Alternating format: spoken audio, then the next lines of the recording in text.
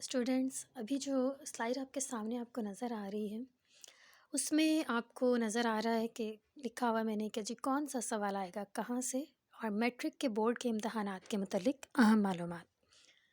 कौन सा सवाल कहाँ से आएगा, इससे क्या मुराद है? बहुत से स्टूडेंट्स के मुझे पर्सनल मैसेजेस पे आते हैं और वो पूछते रहते हैं मुझसे कि मैम पेपर पैटर्न क्या होगा, क्वेश्चंस कैसे आते हैं। तो पेपर पैटर्न तो मैं यहाँ पर अभी बेसिकली डिस्कस नहीं कर रही, लेकिन यहाँ पर हम ये डिस्कस करने जा रहे हैं कि किस चैप्टर में से कितने सवाल आते हैं और किस टाइप के क्वेश्चंस आते हैं। मतलब इसका मकसद क्या होगा? इसका मकसद ये होगा कि आपको अपनी तैयारी के टाइम आसानी हो जाएगी कि जो बहुत अच्छे स्टूडेंट्स हैं वो तो बहुत अच्छे से तैयारी करते हैं, ठीक है, वो तो ऑलमोस्ट सब कुछ करते हैं, पूरी बुक कवर करते हैं।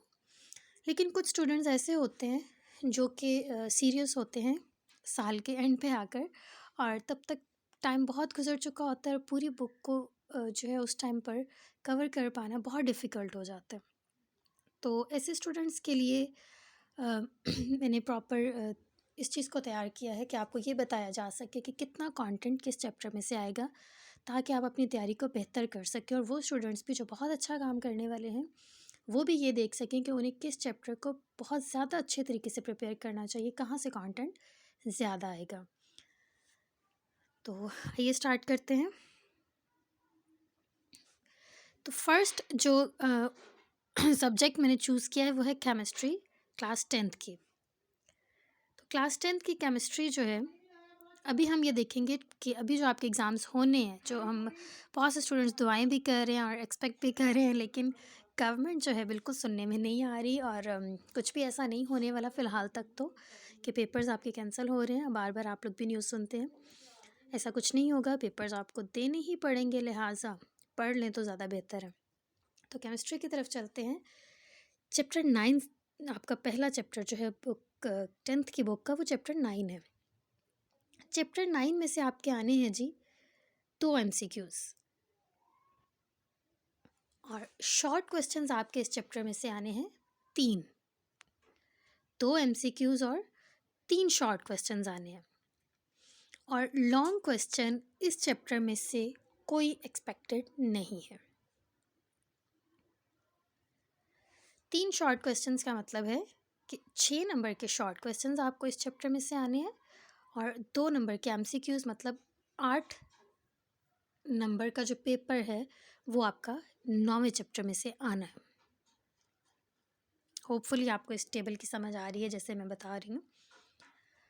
और आपको पेपर पैटर्न तो मुझे उम्मीद है कि सब बच्चों को पता है 9th में, क्योंकि आपने एग्ज़ाम्स जो है वो 2 एक पेपर्स तो दिए ही थे। तो उसके हिसाब से आपको पता है कि 3 पार्ट्स आपके सब्जेक्टिव के होते हैं और इन 3 पार्ट्स में एक क्वेश्चन नंबर 2 होता है, एक क्वेश्चन नंबर 3 होता है और एक क्वेश्चन नंबर 4 होता है। तो जो क्वेश्चन नंबर 2 है उसमें भी सारे शॉर्ट क्वेश्चंस हैं, क्वेश्चन नंबर 3 में भी शॉर्ट क्वेश्चंस आते हैं और क्वेश्चन नंबर 4 में भी शॉर्ट क्वेश्चंस आते हैं। तो 5, 6 और 7 आपके लॉन्ग की कैटेगरी आ जाती है। तो ये जो आपके क्वेश्चन नंबर 2, 3 और 4 होते हैं ये सारे शॉर्ट हैं। तो क्वेश्चन नंबर 2 जो है उसमें जो शॉर्ट क्वेश्चंस आने हैं वो आपके आने हैं जी चैप्टर 9, 10 और 11 से। ये question number 2, question number 2, question number 2, मतलब जो आपके क्वेश्चंस शॉर्ट हैं वो चैप्टर क्वेश्चन नंबर 2 में चैप्टर 9, 10 और 11 से आएंगे।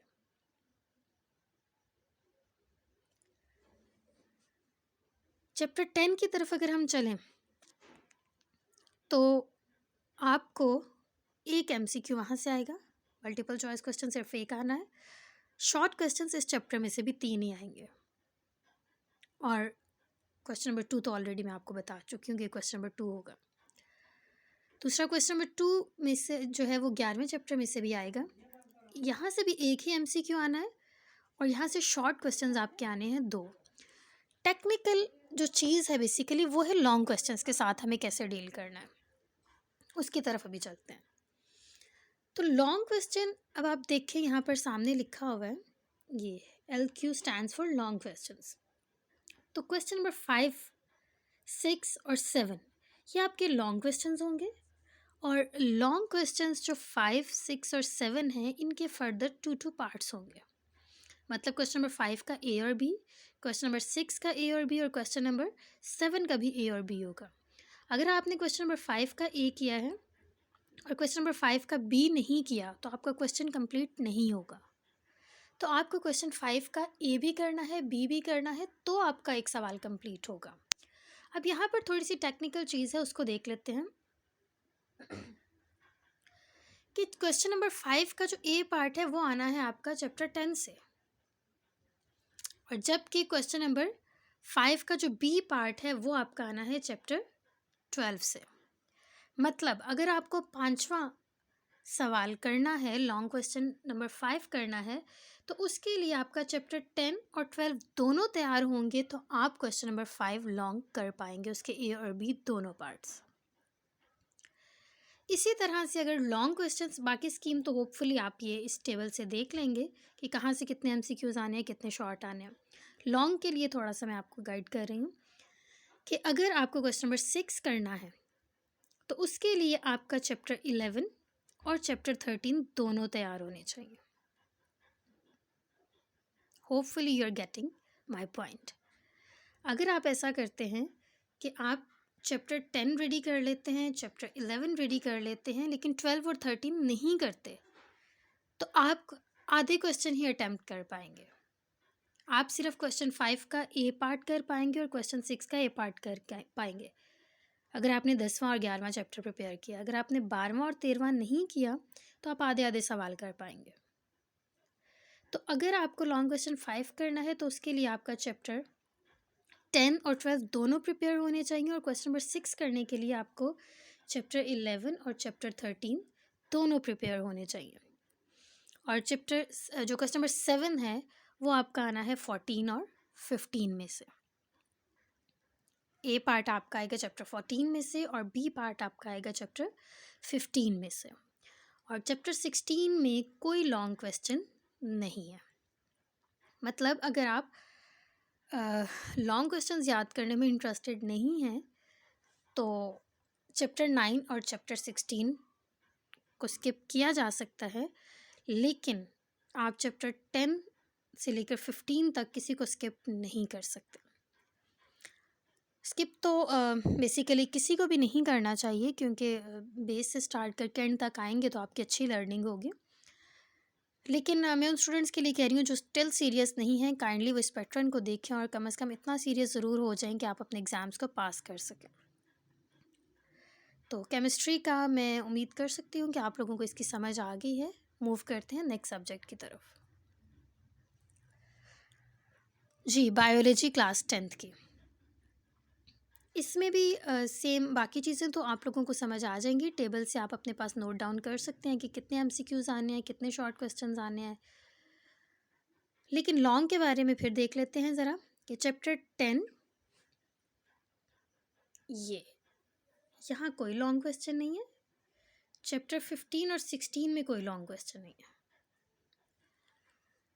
वही बात दोबारा से आ गई कि अगर आपको 5वां क्वेश्चन करना है लॉन्ग, तो उसको करने के लिए आपको 11वें के साथ 13वां चैप्टर भी प्रिपेयर होना चाहिए। और अगर आपको छठा क्वेश्चन करना है, तो आपको 12वें के साथ 14वां भी प्रिपेयर करना पड़ेगा। तो 11वां, 12वां, 13वां, 14वां अगर आप कर लेते हैं प्रिपेयर, तो लॉन्ग क्वेश्चन आप पहले 2 लॉन्ग क्वेश्चंस बहुत अच्छे से कर सकते हैं। मतलब अगर आप सिर्फ लॉन्ग के सेंस में इसको याद करते हैं, तो शॉर्ट और एमसीक्यूज तो ऑटोमेटिकली याद हो उसमें कवर हो जाते हैं। तो चैप्टर 10, चैप्टर 15 और चैप्टर 16 को आप सिर्फ शॉर्ट के सेंस में देख सकते हैं कि उसके शॉर्ट क्वेश्चंस कर लें, उसके एमसीक्यूज कर लें। लॉन्ग क्वेश्चंस के आने के चांसेस बहुत कम हैं। और इसी तरह से आपका जो 7वां सवाल है वो 17वें और 18वें चैप्टर में से होगा। फिज़िक्स की तरफ चलते हैं। बाकी चीज़ें तो बिल्कुल उसी तरह से हैं जैसे पिछले 2 सब्जेक्ट्स का मैंने बताया। थोड़ा सा यहाँ पर एक चीज़ चेंज है, ये कुछ के आगे मैंने एन लिखा हुआ है। Question number 6 part B an, question number 5 B part B an, question number 7 part B an. तो ये एन जो है वो न्यूमेरिकल्स के लिए लिखा गया है। मतलब आपके जो न्यूमेरिकल्स आने हैं क्वेश्चन नंबर 6 का पार्ट बी जो है वो न्यूमेरिकल होगा, क्वेश्चन नंबर 5 का पार्ट बी भी न्यूमेरिकल होगा और क्वेश्चन नंबर 7 का भी पार्ट बी न्यूमेरिकल होगा। मतलब क्वेश्चन नंबर 5, 6 और 7 तीनों के जो बी पार्ट्स हैं वो न्यूमेरिकल्स होंगे और न्यूमेरिकल्स आने के जो ज़्यादा चांसेस हैं वो आपके 12, 13 और 14 चैप्टर में से हैं फिज़िक्स के। आगे चलते हैं कंप्यूटर की तरफ। कुछ स्टूडेंट्स बायो पढ़ते हैं और कुछ कंप्यूटर पढ़ते हैं। तो जो कंप्यूटर के स्टूडेंट्स हैं उनके लिए उनके टोटल 6 चैप्टर्स होते हैं। तो बाकी बता देती हूँ मैं, क्योंकि कुछ आर्ट्स के स्टूडेंट्स जो हैं जिन्होंने पीछे बायो केमिस्ट्री फिज़िक्स सुन लिया या केमिस्ट्री फिज़िक्स सुन लिया और वो बायो नहीं पढ़ते, कंप्यूटर पढ़ते, तो कंप्यूटर की उनको समझ खुद ही आ जाएगी, मतलब टेबल देखते ही, क्योंकि पीछे आप अंडरस्टैंड कर चुके हैं। लेकिन उन स्टूडेंट्स के लिए जो कि आर्ट्स के स्टूडेंट हैं और उन्हें सिर्फ कंप्यूटर पढ़ते हैं, तो उनके लिए मैं थोड़ा सा दोबारा से इसको थोड़ा सा तफसीलन बयान कर देती हूँ कि जो चैप्टर 1 है उसमें से एक MCQ आना है, 2 शॉर्ट क्वेश्चन आने हैं और क्वेश्चन नंबर 2 जो आपका आना है वो चैप्टर 1 उसमें से होगा। मतलब आप अगर आपका पेपर पैटर्न आपको पता है तो क्वेश्चन नंबर 2, 3 और 4 जो है वो शॉर्ट क्वेश्चंस होते हैं। तो जो आपका पहला क्वेश्चन नंबर 2 शॉर्ट क्वेश्चंस का जो क्वेश्चन नंबर 2 है वो आना है चैप्टर 1 और 3 में से, और जो आपका शॉर्ट क्वेश्चंस का क्वेश्चन नंबर 3 है वो आना है चैप्टर 2 और 4 में से। क्वेश्चन नंबर 3 मतलब जितने शॉर्ट क्वेश्चंस आपके होंगे वो आपके आएंगे क्वेश्चन 3 में, जो आएंगे वो चैप्टर 2 से आएंगे और चैप्टर 4 से आएंगे, और जो शॉर्ट क्वेश्चंस आने हैं क्वेश्चन नंबर 4 में वो चैप्टर 5 और 6 में से आने हैं। लॉन्ग क्वेश्चंस ये आपके आ रहे हैं पहले चैप्टर में से, दूसरे में से और छठे में से, चैप्टर 1, चैप्टर 2 एंड चैप्टर 6। तो उम्मीद करती हूँ कि ये अभी मैंने सिर्फ साइंस सब्जेक्ट्स दिए हैं, कोशिश करके बाकी भी ढूंढ के किसी तरह से सॉर्ट उनको निकाल के, तो मैं कोशिश करूँगी कि सारे सब्जेक्ट्स आप तक आ सकें। और अगर ये वीडियो वाकई आपके लिए हेल्पफुल थी तो इस मेरे चैनल को सब्सक्राइब कर दें, बेल के बटन पे क्लिक कर दें, वीडियो को लाइक करें और अपने दोस्तों के साथ ज़रूर शेयर करें जो कि मैट्रिक एग्ज़ाम देने वाले हैं, ताकि वो भी एक आइडियल तरीके से स्मार्ट वर्क के साथ अपनी जो है वो तैयारी कर सकें। और अगर कुछ नहीं समझ आ रही फिर भी तो मुझे कमेंट बॉक्स में पूछ लें, मैं आपके क्वेश्चन को आंसर करूँगी। Thank you so much for watching the video.